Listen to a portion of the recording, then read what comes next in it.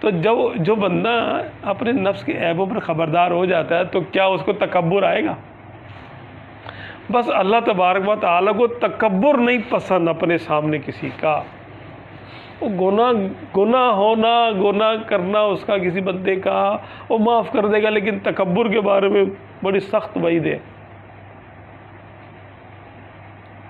کہ تکبر نہ کرے میرے سامنے کوئی. جس کے دل میں رائی کے دانے کے برابر تکبر ہوگا وہ جنت میں نہیں جائے گا. ہاں، اور تکبر یہ ہے کہ اپنے آپ کو میں خود سے ہی کسی بھی پہلو سے کسی بھی مخلوق سے اچھا سمجھوں، میں اس سے اچھا ہوں. ہاں، اگر یہ سمجھا کہ اللہ نے مجھ کو یہ نعمت دی ہے تو اللہ کا، کیونکہ ہم نے بیچ میں ذکر لے کر آ گئے حقیقتاً دل سے کہ اللہ نے مجھے یہ نعمت دی ہے، اس بیچارے کو نہیں ملی، اللہ اس کو بھی دے.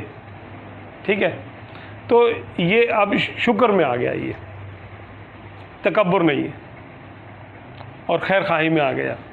لیکن ارے میرے جیسا کون ہے، جیسے ہم فیشن کرتے ہیں، اس لیے ہم دنیا دار لوگ ہیں، ہم مہنگی چیز اس لیے خریدتے ہیں تو لوگوں کو دکھائیں. کیوں دکھائیں؟ کہ ہم اپنے آپ کو بڑا بنا کے رکھنا چاہتے ہیں، بڑا بنانا چاہتے ہیں ان کے سامنے، تاکہ وہ ہماری تعظیم کرے تو ہمیں مزہ آئے گا. اور اب اچھا ہے نا، ذرا چشمہ ایسا والا پہنوں گا، امام ایسا والا باندھوں گا، کپڑے یہ والے پہنوں گا، بات ایسے کروں گا، تقریر ایسی کروں گا، نعت شریف ایسے پڑھوں گا، فلاں طرز وہ کسی نے نہیں پڑھی وہ میں پڑھوں گا، فلاں قرات کسی کو نہیں آتی وہ والی میں کر کے دکھاؤں گا، سورہ الرحمن گانا گانے میں ہو فلاں گانا میں گاؤں گا.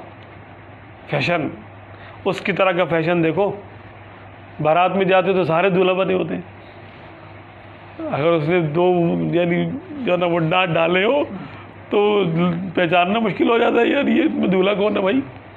سب نہیں، بیوٹی پارلر سے اب تو تیار ہو گئے، آنے کا آ گیا زمانہ، تو اب اس میں بھی لوگ یہی کرتے ہیں.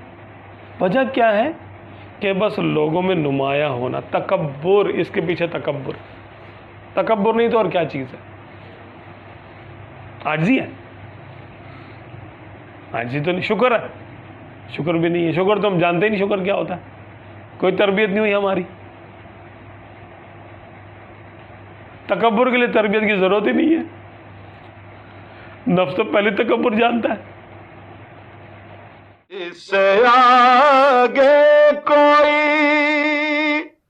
جاتا ہے نہ منزل نہ مقام، ہم تیرے کوچاؤ بازار تک آ پہنچے